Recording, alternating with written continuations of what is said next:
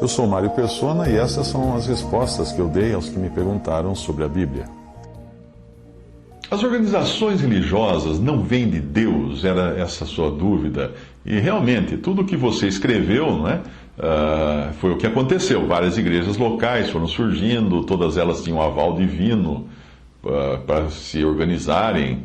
Isso no tempo de Atos. Mas existe uma diferença enorme entre aquela situação e o que nós vemos hoje. A igreja ali era uma só, sempre foi uma só. Apenas se manifestava localmente pelas diferentes igrejas em diferentes lugares, diferentes assembleias em diferentes lugares. Evidentemente, elas não eram independentes entre si. E elas tinham plena comunhão umas com as outras. Então, vou dizer que, porque em Atos você encontra várias igrejas indo se formando em diferentes cidades, isso não é de maneira nenhuma uma licença para se criar denominações. Naquele tempo, tudo era semelhante ao que é hoje o exército brasileiro. Veja só, existe um só exército brasileiro, só um. Porém, ele está representado localmente em todas as cidades através de quartéis e tiros de guerra, ou algum escritório, alguma representação. Ninguém jamais ousaria fundar outro exército. Porém, o que nós vemos hoje no mundo cristão são manifestações locais, né, de uma única e mesma igreja, porém que são denominadas e fundadas sobre diferentes fundamentos, lideradas por diferentes homens, identificando-se a si mesmos, seus membros de forma diferente, cada um com sua própria denominação. Não é isso. Isso aí não é bíblico, de jeito nenhum. Nós nem precisamos nos debruçar muito sobre a questão para nós percebermos que um projeto assim não veio de Deus, mas veio do homem. Deus não queria espalhar os salvos por diferentes nomes e organizações, e uma não falando com a outra. O que fazer numa situação assim? Juntar tudo numa coxa de retalhos? Não! Juntar o que Deus não dividiu? Não! O que deve fazer é sair desse arraial religioso e voltar aos princípios que são encontrados no Novo Testamento. Estar congregados somente ao nome de Jesus, sem nenhum outro nome ou identidade. Ter a Ele no centro, como motivo e razão da nossa reunião, e não um pregador, uma banda, uma doutrina, um show, nada disso. Livrar-se de qualquer nome ou denominação que faça você diferente ou distinto de nossos irmãos salvos por Cristo. Livrar-se de se identificar por uma denominação que não possa ser usada por todos sem distinção. Para isso, primeiro você precisa reconhecer que as divisões criadas pelo homem, na forma das diferentes denominações, é pecado. É um pecado, sim, é um pecado. E Deus não quer que nós tomemos parte disso. Mas antes que nos venha qualquer ideia de começar, então vamos começar algo melhor, é preciso reconhecer que existe a igreja da qual todos os salvos fazem parte. Ninguém precisa criar uma nova igreja. Mesmo aqueles que não estejam congregados somente ao nome do Senhor, eles também são membros do corpo de Cristo, são parte da única igreja. Existe um só corpo. E em qualquer lugar nós vamos encontrar pessoas pertencentes a esse um só corpo. Portanto, não se trata de nos livrarmos de alguns erros, mas sim de abandonarmos todo o princípio denominacional e sectário, porque é contrário à palavra de Deus. É errado cristãos serem deste ou daquele, e mais ainda, alguns se acharem como os que são de Cristo, como se os outros não fossem. Veja 1 Coríntios 1, de 11 a 13, o que o apóstolo Paulo escreve: porque a respeito de vós, irmãos meus, me foi comunicado pelos da família de Cloé, que há contendas entre vós. Quero dizer com isso que cada um de vós diz: eu sou de Paulo, eu sou de Apolo, eu sou de Cefas, eu de Cristo. Está Cristo dividido? 1 Coríntios 3, de 3 a 4, porque ainda sois carnais, pois havendo entre vós inveja, contendas e dissensões ou divisões, não sois porventura carnais e não andais segundo os homens?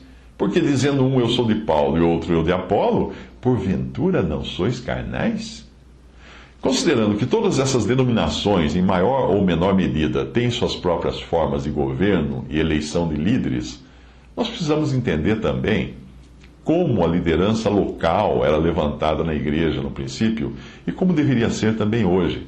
Se você buscar nas Escrituras, sem qualquer preconceito implantado na sua mente pelo denominacionalismo, você verá que nós não podemos ter hoje qualquer indício de uma classe sacerdotal como havia no Antigo Testamento. Hoje, cada crente é um sacerdote, é apto para entrar na presença de Deus sem intermediário, que não seja, obviamente, o próprio Senhor Jesus Cristo, nosso único e suficiente sumo sacerdote. Tendo isso em mente, nós evitamos cair num primeiro erro já, clericalismo, que é hoje difundido em toda a cristandade. Em toda a igreja, toda a denominação que você vai, tem duas classes de pessoas. Tem o clero, que é a liderança, e tem os leigos. Então nos resta entender a figura do pastor evangélico ou do padre católico, coisas que não encontramos na palavra de Deus. Segundo a palavra de Deus, pastor é um dom, não um posto de liderança. Por ser um dom, ele é concedido pelo próprio Senhor e não por uma junta de homens. E o mesmo ocorre com os outros dons, como o mestre, o doutor e o dom de evangelista. Efésios 4, de 11 a 12. E ele, Cristo, deu uns para apóstolos, e outros para profetas, e outros para evangelistas, e outros para pastores e doutores, querendo o aperfeiçoamento dos santos para a obra do ministério, para a edificação do corpo de Cristo. Não precisa nem dizer que os outros dois dons destinados à edificação da igreja, que são apóstolos e profetas, já não existem hoje, apóstolos e profetas. Por quê? Porque eles foram responsáveis por formar o fundamento, ou alicerce da casa de Deus. Veja em Efésios 2, 19 a 20. Assim que já não sois estrangeiros nem forasteiros, mas concidadãos dos santos e da família de Deus, edificados sobre o fundamento, ou alicerce, de quem? Dos apóstolos e dos profetas, do qual Jesus Cristo é a principal pedra de esquina. Hoje nós estamos na época das pedras que compõem as paredes e não o alicerce. O alicerce já foi colocado. Apóstolos e profetas deixaram para nós as escrituras do Novo Testamento, mostrando onde deve ser edificada a casa de Deus. Nestas pedras que hoje formam a parede, sim, existem os dons de pastor, de evangelista, de mestre, atuando cada um na sua função e de modo universal. Efésios 2:21 fala assim: e no qual alicerce, formado pelos apóstolos e profetas lá de trás, todo edifício bem ajustado cresce para templo santo no Senhor, no qual também vós juntamente sois edificados para a morada de Deus em Espírito. 1 Pedro 2,5: vós também, como pedras vivas, sois edificados casa espiritual e sacerdócio santo, para oferecer sacrifícios espirituais agradáveis a Deus por Jesus Cristo. Nenhum desses dons, pastores, evangelistas e mestres ou doutores, é limitado a uma assembleia local. Ou seja, eles não são líder de congregação, nenhum deles. Eles foram dados à igreja como um todo. Portanto, é errado limitar a atuação de qualquer um deles a uma assembleia local. Não existe base bíblica para dizer algo como o pastor da igreja tal. Isso não existe. Como que diz o pastor da igreja tal? Ou eu sou da igreja do pastor fulano. Isso não existe na Bíblia. Essas pessoas que têm os dons, elas não ocupam um papel de liderança necessariamente. Pode ocupar ou não, se ocupar um papel de ancião, por exemplo, né? Às vezes chamados de pastor em algumas passagens, mas sempre no sentido de supervisores ou zeladores do rebanho, e que aparecem sempre no plural, nunca no singular. Os evangelistas pregam o evangelho para os incrédulos, saem pelo mundo pregando. Os pastores apacentam ou cuidam do bem-estar daqueles que se tornaram ovelhas de Cristo.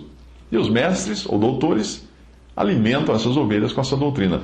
Uma bela exposição disso você encontra em Atos 11, versículo 20 em diante. Leia lá que você vai ver. Resta saber o papel dos presbíteros ou anciãos em tudo isso. Estes, sim, ocupam uma função ou ofício, independente dos dons que possuam, e são funções locais, não universais. Um ancião na Assembleia de Corinto não era ancião da Assembleia de Éfeso e vice-versa, embora, obviamente, fossem reconhecidos por seu trabalho de zeladoria local na Assembleia de origem. É bom lembrar que não existia um único presbítero ou ancião numa localidade, mas a designação sempre aparece no plural: anciãos, presbíteros, bispos, e são sinônimos. Mesma coisa, depende da passagem, está traduzido de uma maneira. Nas passagens onde você encontra eles chamados de pastores, em Hebreus 13, 7 e Hebreus 13, 17, também no plural, ali é por causa das características de cuidado, de pastoreio que eles traziam. A palavra presbítero pode ser traduzida em termos modernos como supervisor ou zelador. Então nós encontramos supervisores ou zeladores e não diretores nas assembleias bíblicas. Supervisor é quem supervisiona, quem observa, quem vigia, quem acompanha. Zelador, quem zela, é isso. Porém, diretor é quem dirige, mas ninguém pode querer dirigir aquilo que o Espírito Santo de Deus já faz, já dirige, porque essa é a função do Espírito Santo numa assembleia local, numa igreja local. 1 Coríntios 12, 11. Mas um só e o mesmo Espírito opera todas essas coisas, repartindo particularmente a cada um como ele, o Espírito, e não homem algum, como ele quer. 2 Coríntios 3, 17. Ora, o Senhor é Espírito. E onde está o Espírito do Senhor? Aí a liberdade. E o contrário de liberdade, agora eu estou dizendo isso, é ter alguém à frente dirigindo. Você faça isso, você faça aquilo, vamos abrir aqui, vamos cantar isso. Não. Isso não é liberdade. O Espírito Santo não tem liberdade num lugar desse. Alguém que se arvora na condição de dirigente dos santos, quando estes estão reunidos, dizendo que fulano deve fazer isso, ciclano deve fazer aquilo, beltrano deve fazer aquilo outro. Alguém que faça isso precisa pensar duas vezes no que está fazendo, porque ele está usurpando uma posição que não lhe pertence, pertence ao Espírito Santo. Alguns cristãos erroneamente interpretam a liberdade do Espírito Santo nas reuniões como o líder ou pastor ter a liberdade de distribuir tarefas durante o culto. Mas isso nada tem a ver com liberdade de direção do Espírito. Trata-se de um homem fazendo o papel do Espírito Santo, que não é o papel do homem fazer. Você encontra na palavra de Deus 3 indicações para se chegar ao posto ou função de presbítero, ancião ou bispo, como eu falei, zelador. É a mesma coisa, deve ser entendida como função de supervisão. Primeiro, deve existir o desejo por esse trabalho. 1 Timóteo 3,1. Essa é uma palavra fiel. Se alguém deseja o episcopado, excelente obra deseja. A passagem continua falando dos atributos morais e pessoais de quem almeja essa posição. Deve ser irrepreensível, monogâmico, vigilante, sóbrio, deve ensinar, não dado ao vinho, não espancador, não ganancioso, moderado, não contencioso, não avarento, ou seja, não seja alguém que adora dinheiro, bom pai de família, não neófito, com bom testemunho entre os incrédulos também, enfim, alguém de reputação sem mancha. Reputação ilibada, como a gente fala, acho que é essa a palavra. Obviamente, não é o caso dos muitos por aí que se intitulam bispos, que nós vemos hoje na cristandade, não é verdade? Você deve lembrar de alguns. Mas não bastava desejar tal posição e ter uma boa reputação, era preciso ser indicado para essa função. E aí entra a passagem de Tito, que você citou, mas você não citou outra, de 1 Timóteo 4, de 13 a 14. Que não se trata de delegar o ofício ao jovem Timóteo, mas sim de animá-lo a exercer seu dom. Mas lembre-se, dom é uma coisa, ofício é outra. Ficamos, portanto, com Tito 1,5. Por esta causa, eu, Paulo, te deixei em Creta, para que tu, Tito, pusesses em boa ordem as coisas que ainda restam, e de cidade em cidade, tu, Tito, estabelecesses presbíteros, como já eu, Paulo, te mandei a ti, Tito. Eu quis colocar o sujeito aqui que estava oculto para você não fazer confusão. Eu não me lembro de outra passagem na Bíblia que fale de alguém estabelecendo presbíteros nas assembleias. Agora observe a passagem e responda essas perguntas. Quem ordenou o estabelecimento dos presbíteros de cidade em cidade? A quem foi dada essa ordem? A todo mundo? Não. Se você respondeu, Paulo ordenou e Tito recebeu a ordem, acertou. Trata-se de uma ordem direta de um apóstolo a uma pessoa chamada Tito, e não de uma instrução geral do tipo, irmãos, estabeleçam presbíteros de cidade em cidade. Não. Portanto, o que nós temos na passagem é uma autoridade apostólica, Paulo, delegando um poder ou autoridade a uma pessoa, Tito. Trata-se de uma procuração, com 2 nomes nela, Paulo e Tito, mais ninguém, não tem ninguém mais escrito nessa procuração. Eu acho que agora você já entendeu que qualquer outro que queira se apropriar deste poder de estabelecer presbíteros de cidade em cidade, está indo além do teor dessa procuração. Paulo não está mais entre nós, e tampouco estão os outros apóstolos, portanto ninguém mais tem tal procuração para sair por aí estabelecendo presbíteros. Mas será que isso quer dizer que hoje não existam presbíteros? Ao contrário, eles continuam existindo. Porém, existe outra forma de serem estabelecidos. E é aí que entram as instruções de Paulo para um tempo que viria depois da sua partida em Atos 20, 17. No versículo 28, ele fala assim: olhai por vós e por todo o rebanho sobre que o Espírito Santo vos constituiu bispos para apacentardes a igreja de Deus que ele resgatou com o seu próprio sangue. Agora, pois, irmãos, encomendo-vos a Deus e a palavra da sua graça, a Ele que é poderoso para vos edificar e dar herança entre todos os santificados. Percebe que você aqui encontra que foi o Espírito Santo quem constituiu aqueles bispos, ou presbíteros, ou anciãos, que é a mesma coisa, e que após a partida de Paulo, não eram mais constituídos por algum apóstolo para ocupar o lugar de bispos e anciãos, mas é o Espírito Santo. E Paulo não deixa eles entregues a alguém, mas deixa a Deus e a palavra de Deus. Hoje nós não temos mais Paulo, nós não temos mais apóstolos, mas nós continuamos a ter o Espírito Santo e a palavra de Deus. Resumindo, até aqui o que eu escrevi foi que nós temos pessoas que almejam o ofício de presbítero. Nós temos um Paulo designando particularmente Tito para uma missão específica. Nós temos presbíteros constituídos diretamente pelo Espírito Santo. Foi tudo isso que nós vimos até aqui. São estes últimos presbíteros que nós temos hoje, e não os designados por Tito por delegação de Paulo. Alguém que seja levantado pelo Espírito Santo não é designado, não é eleito, não é ordenado por um homem ou por uma junta de homens. Portanto, embora ele possa até sentir que a si próprio cabe tal responsabilidade de zelar pelo rebanho, ele não pode ser ordenado como bispo, ancião ou presbítero, porque hoje ninguém tem autoridade para fazer isso. Ele pode, porém, ser reconhecido pelos irmãos da sua localidade como alguém que demonstra a responsabilidade pela supervisão ou presbitério do rebanho. Eu reconheço irmãos que fazem esse trabalho, mas não os chamo de bispos, presbíteros ou algum título assim, porque fazer isso seria até pretensão. Eu vou explicar a razão para você. Você sabe que, biblicamente, as assembleias ou igrejas eram distribuídas por localidades geográficas e não por diferentes denominações. Então havia a igreja, a mesma igreja de Deus que estava em Corinto, a igreja de Deus que estava em Éfeso e assim por diante. Hoje continua do mesmo jeito. Deus reconhece a sua igreja que está na cidade A, a igreja que está na cidade B, a igreja que está na cidade C, assim por diante. Eu nem preciso dizer que Deus não reconhece denominações, porque não existe fundamento bíblico para uma denominação, para dividir os crentes em diferentes nomes.